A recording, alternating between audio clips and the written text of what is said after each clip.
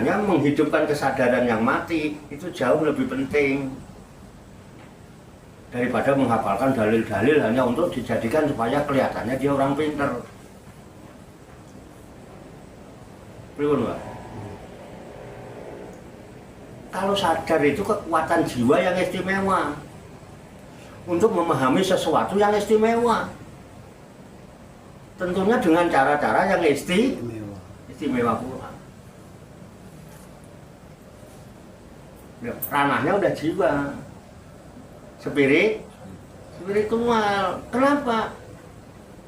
Karena tadi zat tapi tidak bisa dilihat. Gimana Pak Jarno tadi? Jadi nggak bisa diingat, tuh disadari. Nah, kesadaran itu kekuatan jiwa yang sangat istimewa untuk memahami sesuatu yang istimewa. Memahami Allah itu memahami sesuatu yang istimewa bukan? Harus dengan cara yang istimewa, torikohnya, metodenya dengan metode yang istimewa. Gak bisa pakai ngaji. Kudu latih. Sesuatu yang tidak bisa diajarkan harus dilatih. Ya kan? Cukup gini aja, Pak. Misalnya, saya bagaimana ya nyebut Pak Tarso yang enak? Saya nyebut Anda nggak apa-apa ya? Untuk mempermudah istilah. Jadi, sadarilah bahwa Anda itu ada. Anda itu ada nggak? Ada. Ketok. Ora ketok wong kesadaran cuman sebutan Anda. Sama juga Mbak Nur aku tadi. Ya kan? Nah, aku mana? Terus aku itu di mana? Di situ bisa mengingat, enggak bisa. Sadarilah bahwa Anda itu ada. Ya, bisa dipahami nggak bahasa saya, Pak? Sadarilah bahwa Anda itu ada. Dan sadari pula bahwa Anda adalah manusia. Ya, itu. Itu kekuatan jiwa istimewa itu. Kalau jenengan tidak sadar kalau jenengan ada, bagaimana jenengan akan menyadari adanya Tuhan? Sama diri Anda aja nggak sadar adanya. Diri ada apa tidak? Diri itu ada nggak? Wes sadar belum? Sadar diri. Diri. Sadar nggak jenengan kalau diri itu ada? Ada. Iya. Tapi kalau ditanya di mana nggak tahu kan? Loh, diri sampean ada di mana aja nggak bisa nunjukkan. Bagaimana sampean mau berpikir tentang adanya Tuhan? Di mana adanya? Halo. Gimana ini? Ini kan minuman saya gudeg ya, Pak? Kelihatan nggak, Pak? Kelihatan ya? Ada ya? Ada. Ada, Pak? Ada. Ya. Taman sadari ada. Di gudeg ini ada unsur apa? Gula, kopi. Kopi mungkin. Ada kopinya nggak ya? Iya. Ya, gula, Orang nyebutnya ngopi juga ini Susu. kopi. Ada nggak susu? Ada. Ada. Ya kan? Ada susu juga, ada kopi juga, ada gula juga. Nah, susu itu mengandung lemak tidak? Lemak. Berarti ini ada lemak apa tidak? Ada lama. Sampai bisa tahu nggak di mana tempat lemak? Di mana tempat lemaknya ini? Tidak ada dilihat.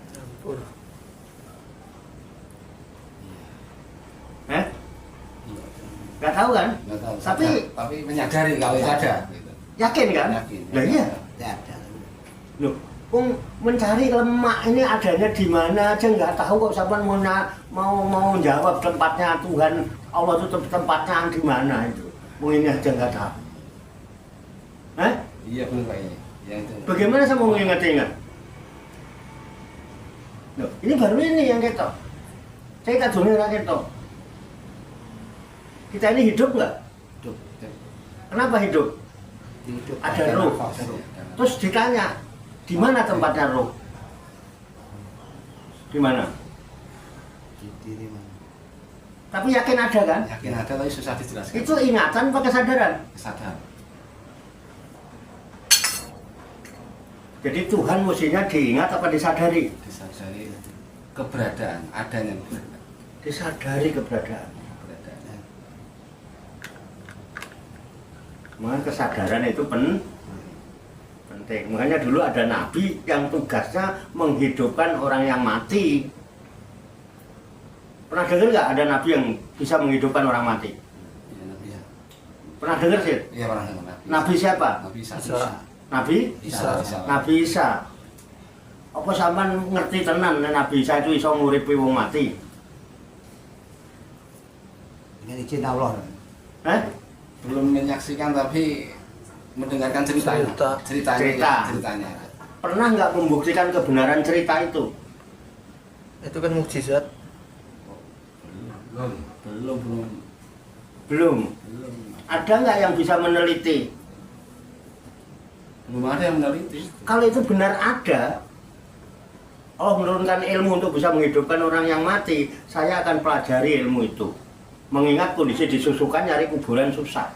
Jadi kalau ada orang mati cukup saya ke kubur, bangun kamu gantian itu loh, saudaramu mati. Tidak pernah ada. Mukjizat. Itu menghidupkan kesadaran. Kalau menghidupkan kesadaran masuk akal. Nah, terus sampean sekarang percaya enggak? Percaya. Percaya. Percaya. Dasarnya apa? Ya itu mukjizat bukan itu mukjizat bukan ilmu. Mukjizat bukan ilmu yang bisa diajarkan bukan, tapi itu mukjizat. Mukjizat. Iya. Yang ngasih mukjizat siapa? Allah. Langsung dari Allah. Saya tanya, Allah zaman Nabi Isa dengan Allah sekarang sama apa beda? Sama. Loh kalau sama berarti bisa dong ngasih saya. Ya kan tidak sembarang orang dikasih Wah, mukjizat. siapa bilang? Iya. Apa aja begini bisa. Terus oke. Enggak, saya nggak menyalahkan. Dengan kepercayaanmu, dengan keyakinanmu itu apa gunanya? Terus sekarang pun kita nggak bisa belajar ngidupin orang.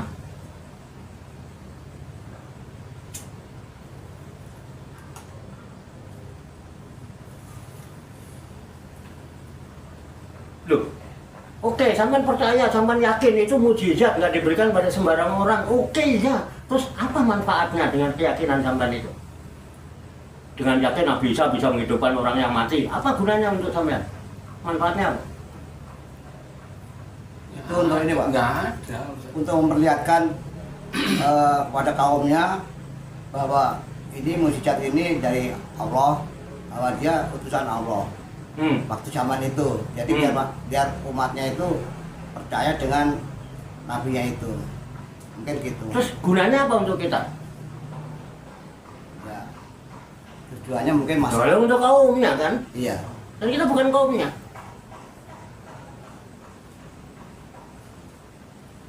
Gunjungengi anak ini, gunjungengi putu, terus dari jungeng yang turun temurun.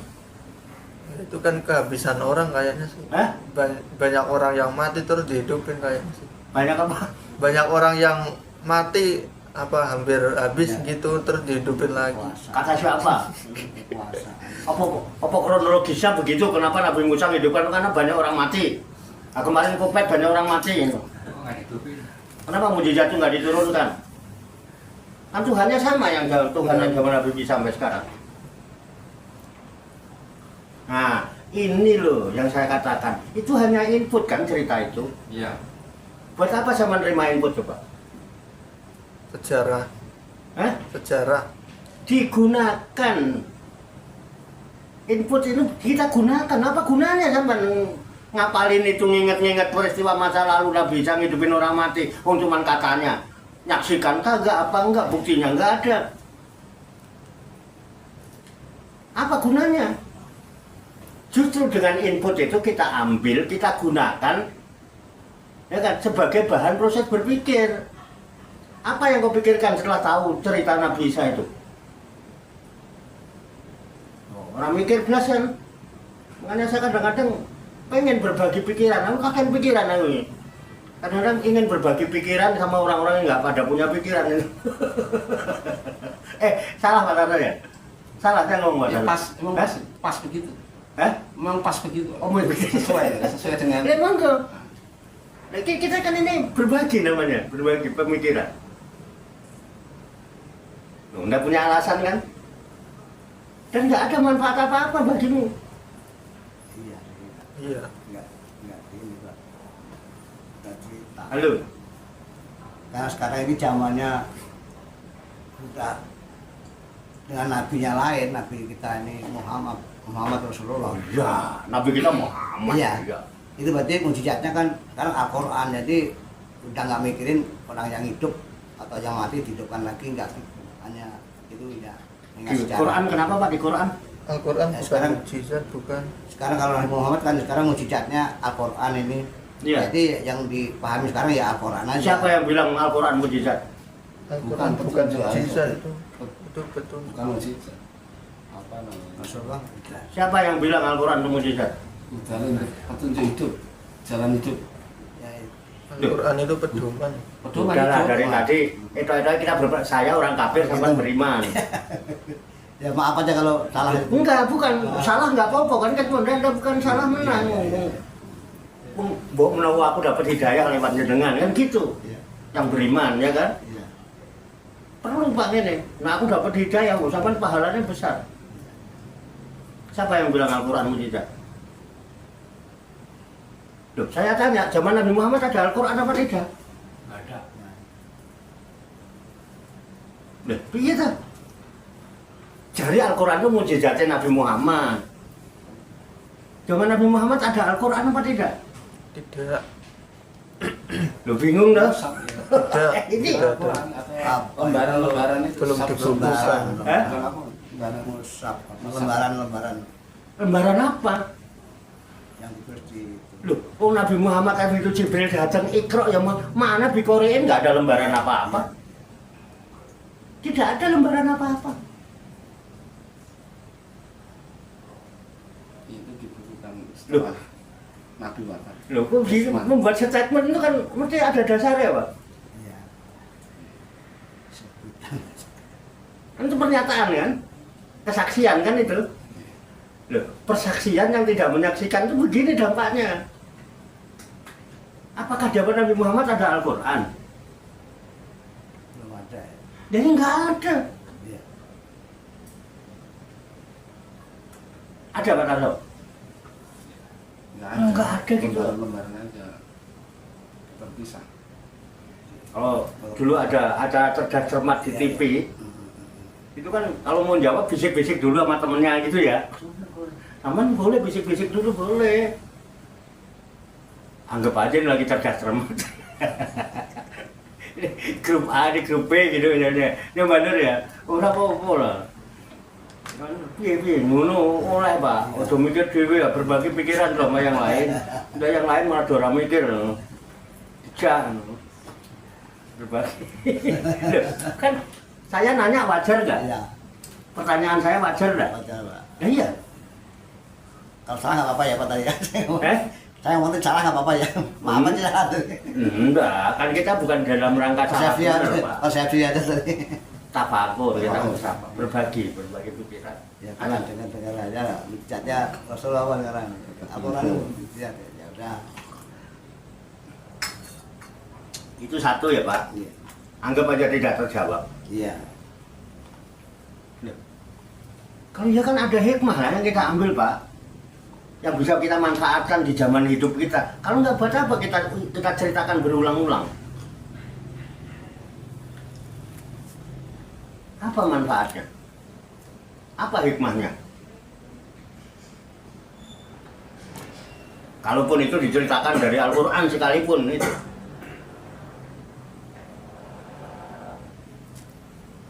nggak dijadikan bahan?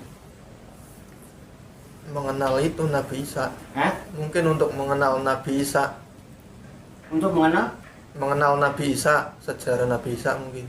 untuk mengenal Nabi Musa, Nabi Isa Sejarahnya. harus diceritakan dulu bahwa dia menghidupkan orang mati gitu syaratnya. Ya enggak, itu kan cuma itu apa, sedikit cerita.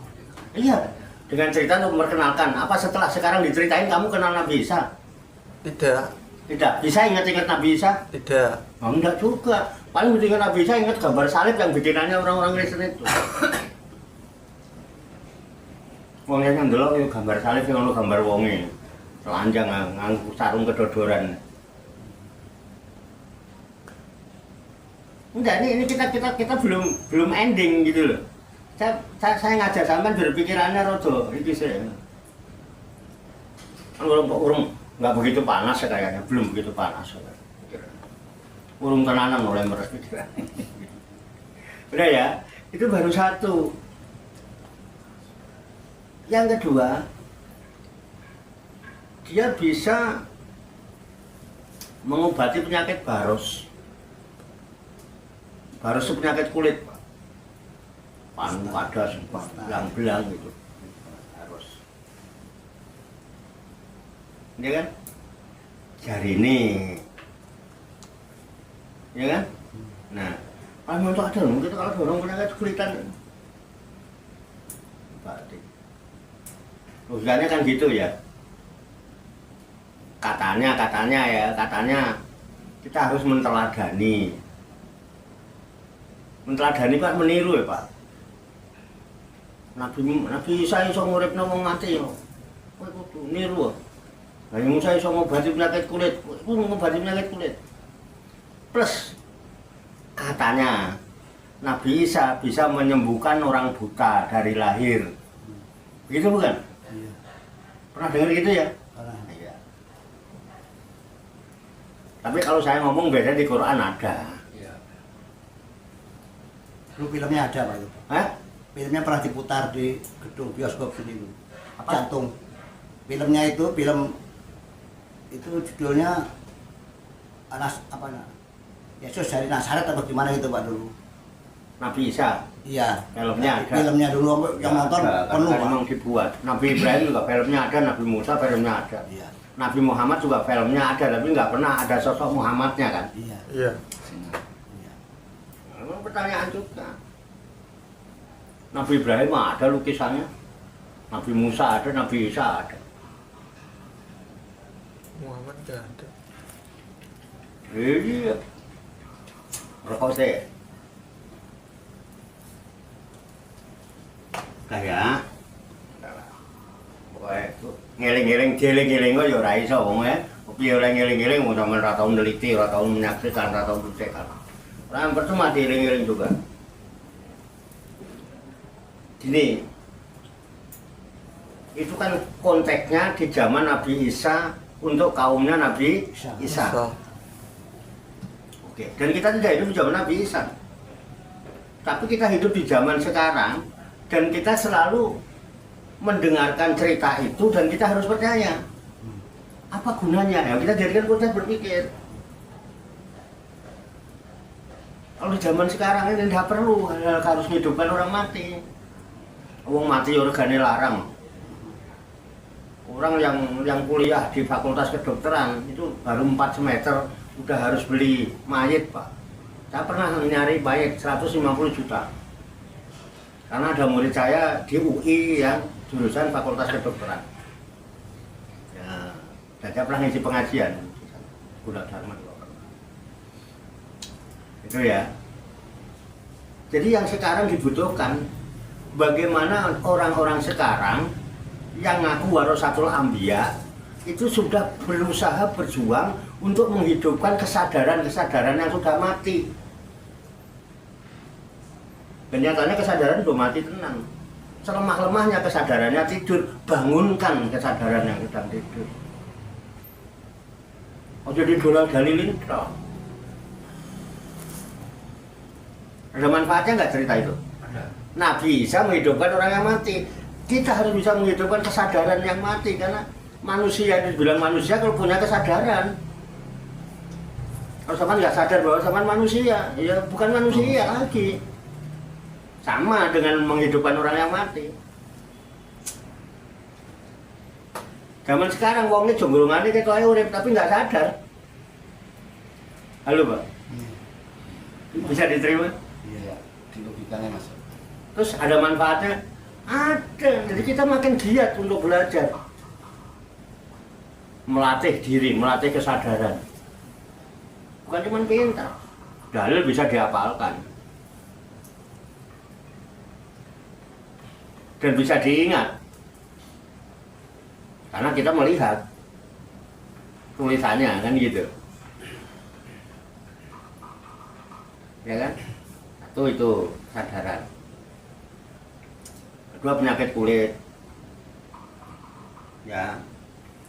Konteksnya mungkin tidak mungkin, akan kan cuma mungkin ya Pak. Enggak nyaksikan, enggak pernah meneliti kebenarannya. Mungkin di zaman Nabi Isa, konteksnya di zaman Nabi Isa bener dioles waras. Anggap aja ngono lah. Waras ngono ae Pak, wis ngono ae. Zaman saiki ana wong ngono.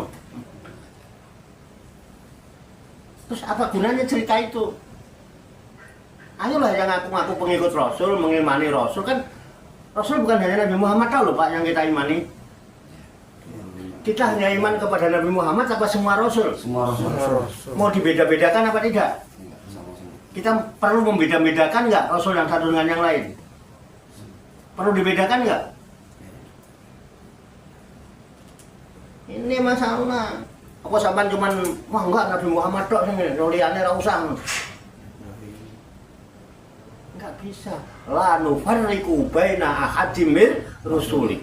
Wa qalu sami'na wa ata'na ghufranaka rabbana wa ilaikal masir.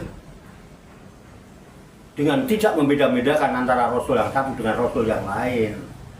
Kalau kita harus nuntut Nabi Muhammad, kenapa kita nggak nuntut Nabi Ibrahim? Kenapa nggak nuntut Nabi Nuh? Kenapa nggak nuntut Nabi Isa? Kenapa nggak meneladani Nabi Musa? Iman masih. Coba baca Al-Baqarah akhir itu. Amanar Rasulu bima unzila ilaihi min rabbih wal mu'minun. Kullun amana billah wa malaikatihi wa kutubihi wa rusulihi la nufarriqu baina ahadim mir rasuli. Dengan tidak membeda-bedakan antara Rasul yang satu dengan Rasul-Rasul yang itu hikmahnya. Makanya itu diceritakan juga di dalam Al-Quran walaupun itu peristiwa di zaman Nabi Isa. Diceritakan nggak di Quran? Iya. Diceritakan. Apa yang terjadi di zaman Nabi Musa diceritakan di dalam Al-Quran. Buat apa? Cuma cerita tok. Cuman biar adain. Tuh lihat Rasul itu. Kamu sendiri bagaimana? Terus kita ngaji ini buat siapa sih sebetulnya? Setelah tahu buat siapa sih Pak? Nah iya. Terus kita sendiri bagaimana ini?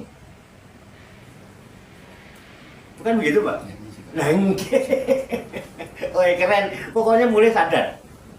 Penting mulai sadar. Ya. Satu. Jadi konteksnya di zaman sekarang itu orang pikirannya, hatinya sudah tertutup dengan hal-hal yang berupa bungkus. Bungkus kulit bukan? Kulitnya. Jadi semua diukur, dipandang dari sisi kulit. Tugasnya para pendakwah, pendai, para khotib sembuhkan penyakit kulit di masyarakat. Oh cuma mandang kulit-kulit itu. Benar Pak? Cuman pengen lihat setan nggak? Enggak. Rasa pengen lihat setan nggak? Oh coba di sini aku nih saya aku. Wes sampean wedi apa ora? Kalau berdua sama pakai nggak tahu. Ora ya? Nah udah. Sendirian ya nggak tahu. Lu sampean kenal setan ora kok wedi? Tak kenal lo malam ini. Ini acting doang saya sebetulnya. Tidak perlu. Jadi yang begini-begini itu buka mata batin, itu acting doang ngapusi sampean. Aku tidak perlu ngene-ngene. Aku nak bunga ngene-ngene ya iso. Seolah-olah tak buka mata batinnya Pak Tarto. Tapi aja wedi ya. Janji ya. Orang oleh mulai ya. Loh, jadi nggak pulang ya? Kurang. Ojo gemeter sih, nggak tenang. Aku tak cerita. Nah ini tadi masalah Isa menyembuhkan orang sakit kulit, menyembuhkan, menghidupkan orang mati. Aku tak cerita sing rada ado. Aku tak cerita Nabi Adam. Ya, di Qur'annya nanti Al-Baqarah ayat 30, Pak. Enggak usah baca Quran kesuwen. Jadi ketika Allah menciptakan Nabi Adam, Allah musyawarah sama malaikat. Malaikat, aku harus nyiptakno menungso dadi khalifah ning donya. Diprotes gak sama malaikat? Protes. Ya. Malaikat protes gak? Protes. Jadi Allah itu diprotes dan Allah mau menerima protes, dikritik, mau. Lu sampean Gusti Allah bukan aku dikritik mau lho. Dikritik tersinggung, Allah dikritik malaikat, orang tersinggung. Dibuktekno ae. Nek omongannya bener. Makanya Allah itu maha benar. Karena dikritik nggak marah, tapi dia klarifikasi dan dia buktikan. Ini loh dasarnya. Dikritik. Ya Rob, apakah engkau akan menjadikan orang-orang yang akan membuat kerusakan di muka bumi dan orang yang menumpahkan darah? Apa jawabnya Allah? Ola, ini aklamu malah aku lebih ngerti kan daripada apa yang kamu tahu. Udahlah, tenang aja, delokne dhisik. Akhirnya Allah ciptakan Adam dari apa, Pak? Tanah. Tanah dimemplok-memplok. Dari berbagai itu, tanah warna putih, orang yang coklat kan. Ini tak ceritano kronologisnya cara mengambilnya nanti kesuwen. Karena melibatkan beberapa malaikat untuk mengambil tanahnya, bahan kita ini. Tapi tidak tak ceritakan itu, intinya aja. Terus, tanah dibentuk, fisik. Urip apa enggak, Pak? Ya. Belum ya, bukan tidak ya, Ya, belum. Berarti bakalan. Jadi waktu itu tidak hidup. Tanah yang diemplok-emplok tapi tidak hidup itu namanya apa? Patung. Apa? Patung. Oke ya. Waktu itu setan udah ada belum? Sudah. Karena dia itu dulu pemimpinnya para malaikat. Dia sudah ada dulu. Dari bangsa jin sama, dari nur itu cahaya. Dan dia menjadi pemimpin malaikat. Setan melihat, menyaksikan model begitu yang mau jadi khalifah di muka bumi, tanah. Setelah tanah sempurna, summa sawahu wa nafakhtu fihi min ruhi. Itu. Ya. Kemudian aku sempurnakan bentuknya Adam, bentuknya manusia, wa nafakhtu, dan lalu aku tiupkan, wa nafakhtu, aku tiupkan artinya. Fihi ke dalamnya patung yang dari lempung tadi, ke dalamnya ruhi. Rohku siapa? Allah. Bes, mulai hidup sempurna menjadi manusia yang ada jasadnya, ada ruhnya, ada lahirnya, ada batinnya. Nah, oke. Kemudian dibekali oleh Allah. Jadi bekal kamu nanti akan jadi khalifah, mesti aku bekali. Dibekalinya cuma ilmu, Pak, namanya ilmu laduni. Karena ilmunya nggak pakai mujizat, nggak pakai wahyu, nggak pakai apa, langsung Allah yang ngajarkan. Itu ilmu laduni. Jadi manusia semua punya ilmu laduni. Nggak usah nyari-nyari. Ini nyari ilmu laduni di pertemuan dua lautan. Dapat ilmu laduni kagak, pulang ke rokan, masuk angin. Santri-santri lagi. Nggak tahu tuh doktrin apa, dari apa. Nah, sampai sekarang cuma jadi rembukan. Yang jelas itu wa'allama adamal asma'a kullaha. Lalu Allah memberikan ilmu dulu kepada Adam dengan asma. Pula semua diajarkan Adam. Suma arodohu malal malaikat. Kemudian ilmu itu diajukan ke malaikat. Terus Allah bilang, hai malaikat, ambiuni bi asma'i haulai in kuntum shadiqin. Coba terangkan kepadaku coba asma-asma ini. Kalau memang kamu bener dakwaanmu. Kamu ojo memprotes-protes tok. Coba terangno iki. Jelasno nek kowe mung pinter. Segalanya ngerti, segala macam kamu ngerti. Jelaskan ini. Apa jawab malaikat, Pak?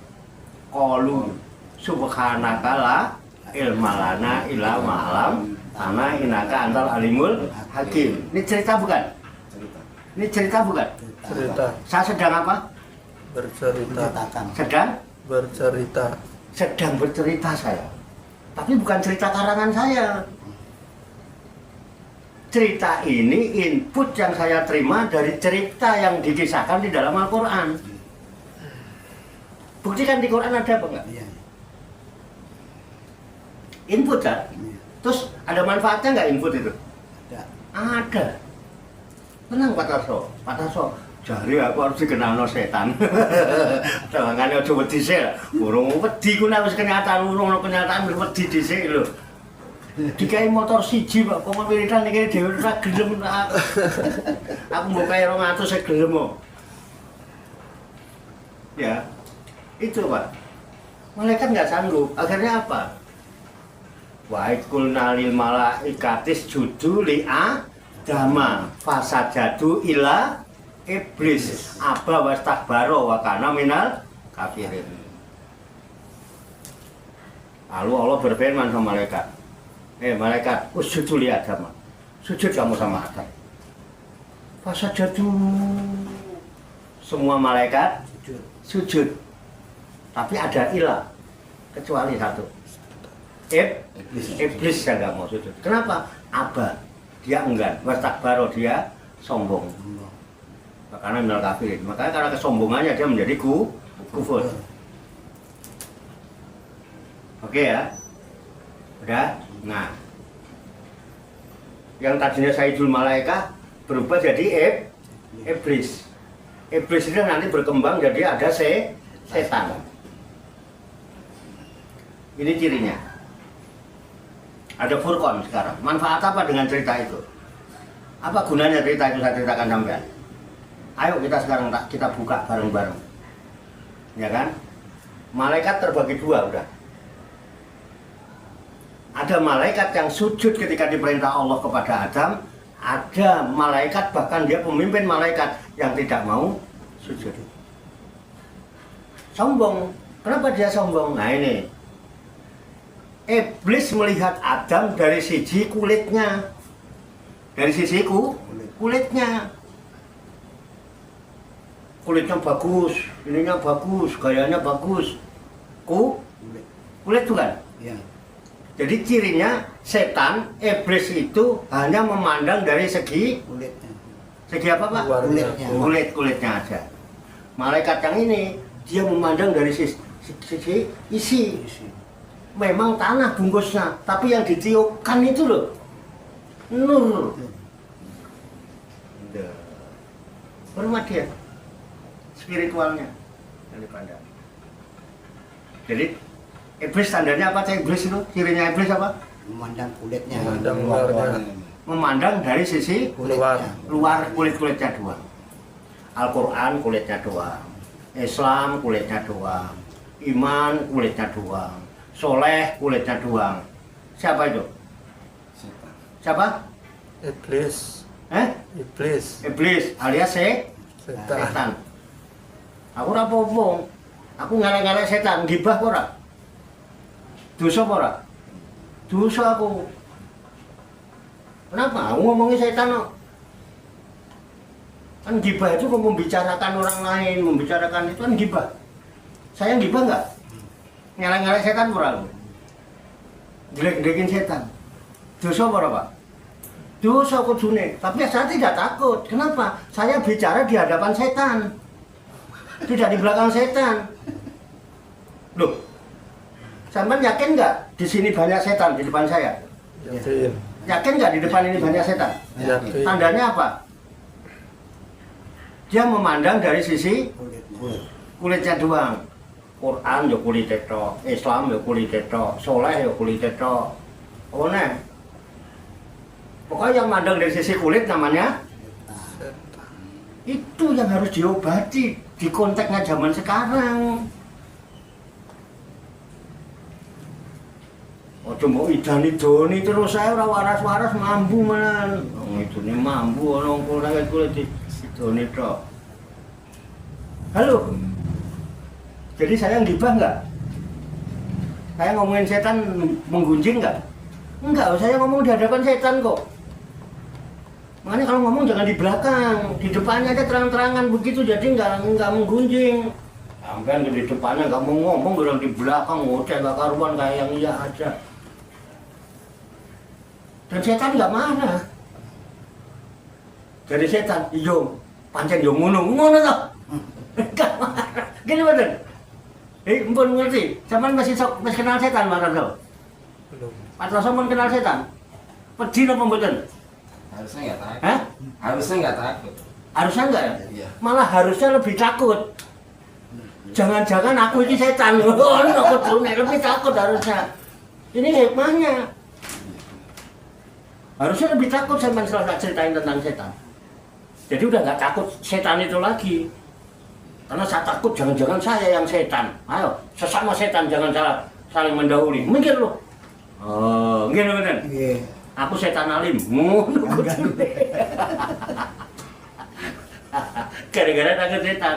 Jadi setelah saya cerita nih, harusnya lebih takut. Duh, lebih takut apa lebih berani? Berani sama setan. Nah, makanya mulai besok, ojo kulit-kulit aja sing kok sawang. Ketipu sama nih ngomong kulit itu, gaya itu kan nih. Yang betul Pak Yasir. Terus cerita Nabi Isa menyembuhkan penyakit kulit, konteksnya di zaman sekarang, ada gunanya nggak? Nah iya. Ini saya hanya memberi contoh, masih banyak yang lain. Kalau saya mau. Oke ya, menghidupkan kesadaran yang mati. Menyembuhkan pandangan-pandangan yang hanya memandang sisi lahiriah, karena Allah pun tidak pernah memandang sisi lahiriah. Innallaha la yanzuru ila asamikum wala ila suwarikum walaki yanzuru ila qulubikum wa amalikum. At-taqwa hahuna, at-taqwa hahuna, at-taqwa hahuna. Jadi nggak perlu dipamer-pamer nih. Wangger mbok pamer nih mesti setan.